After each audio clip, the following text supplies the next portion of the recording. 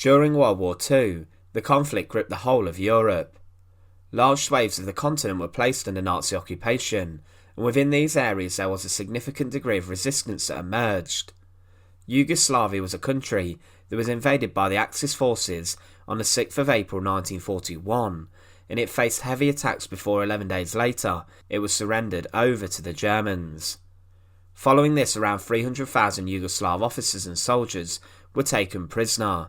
However, within the country, forms of resistance against the Germans did emerge. Today we look at one man who faced his horrific execution with a smile, smiling in the face of the enemy, seconds before his life would come to an end. Join us today as we look at the brutal execution of Ljubo Cupic, and remember to support our channel. Please make sure to subscribe.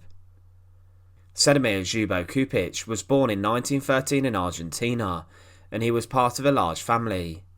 His parents were from a small village called Zagorec, and his family were Montenegrin. Ljubo's father found refuge in America, where he resented the Montenegrin king, and he worked on the construction of the railways. His father was well thought of, and while shortly staying in America, Ljubo was educated. However, at some point the family decided to return to Yugoslavia to help the country. In the 1930s they first moved to Kosovo and bought some land, and life was relatively comfortable here for the Cupics. However, at some point Ljubo Cupic returned to Montenegro. At the time in Montenegro, around 60% of all men were illiterate, and around 90% of the female population could also not read. It was during this time that communism was sweeping the country, and the Communist Party promised different projects for the future, and most in the country became obsessed with the promises the party were making. Many of these promises, however, were never carried out, such as the creation of the Adriatic Railway, which sought to introduce new jobs, trade and travel to the country.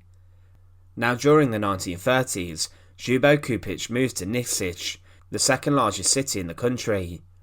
Whilst here he finished high school and then went on to study law at the University of Belgrade. It's clear that he had a bright future ahead of him. In 1940 he joined the League of Communists of Yugoslavia, and at this point in time, the Second World War was raging across Europe.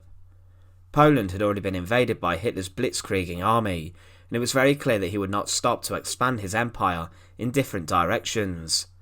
In April 1940, Germany invaded Denmark and Norway, and later the following month rampaged into France, whilst also focusing attacks on Belgium, the Netherlands and Luxembourg.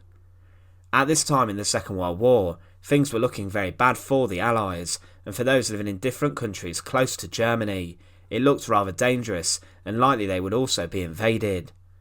Cupic, having joined the Communist Party of Yugoslavia, accepted the leftist popular ideas that were prominent in the Balkans. Now, as mentioned, Axis forces comprising of German, Italian and Hungarian forces invaded Yugoslavia on the 6th of April 1941. The Luftwaffe laid siege to Belgrade, dropping bombs on the city and other major cities across the country, and within 11 days it fell into the hands of the Germans. The army could not compete and cope with the strength of the German army, and the Axis forces split Yugoslavia up. The independent state of Croatia was established and ruled as a Nazi satellite state, overseen by a brutal fascist militia known as the Ustasha, and Germans occupied Bosnia and Herzegovina, as well as parts of Serbia and Slovenia. Other areas were controlled by other Axis forces, and things were brutal in these places. The Ustasha, for example, murdered around 500,000 people in horrific fashion, and forced around 250,000 people out of the region, also forcing 200,000 people to convert to Catholicism under the threat of death. From the beginning of the conflict in the Balkans, two resistance groups emerged within Yugoslavia, the Partisans and the Chetniks. The Partisans eventually became the largest resistance army during the whole of World War II, and they were all for acts of violence and retribution against the German occupiers, with no regards of the consequences. This often brought them into conflict with the Chetniks, who favoured royalism, and often tried to avoid outright attacks on Germans for the fear of reprisals against the Yugoslavian people. Now Ljubo Cupic returned to Niksic as the country had been taken over by the Axis, and he helped to prepare the uprising that would occur. He was part of a partisan division, the Đuro Đaković, which was formed by communists who had managed to escape the city as it was placed under occupation. Ljubo Cupic rose to the position as a commissioner within the Partisans, and he helped to organise different guerrilla attacks and units to disrupt the German war effort. During the Second World War, the city of Niksic was first occupied by the Italians, and the occupation was resented by the Partisans, who immediately took up arms. Initially, the first partisan advances were repressed violently in bloody battles, and with bloody reprisals, and Niksic became a city and a place where public executions occurred to try and deter others from rising up against the occupation.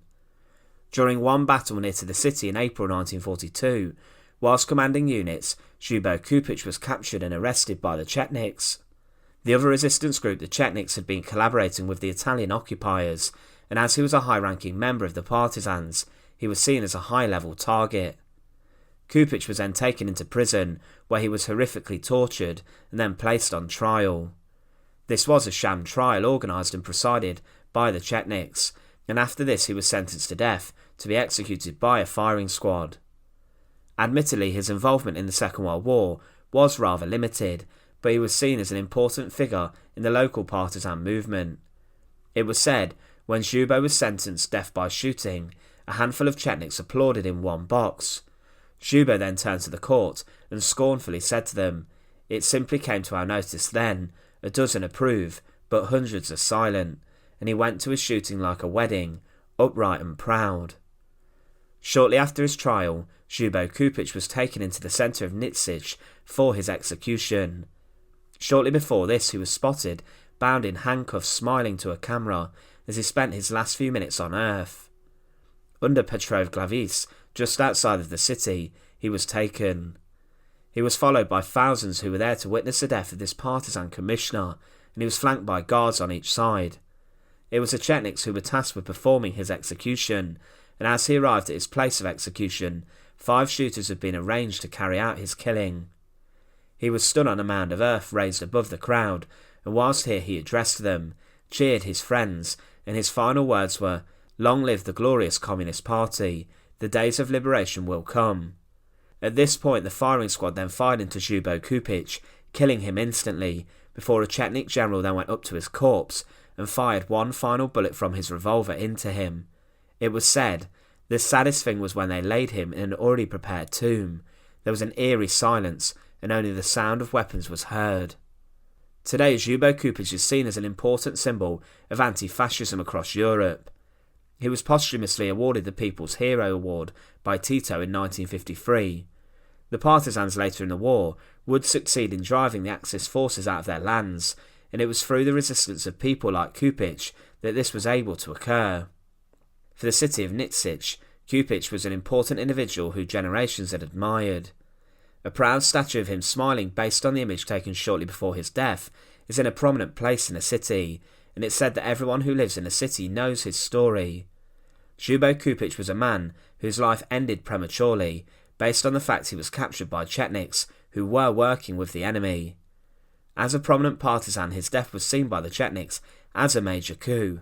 However, he is remembered as a man who went to his execution with a smile on his face, and today people in Niksic walk past his statue and say that his smile is a smile of freedom. Once again, thanks for watching. To support our channel, please make sure to subscribe, and once again, thank you so much for watching.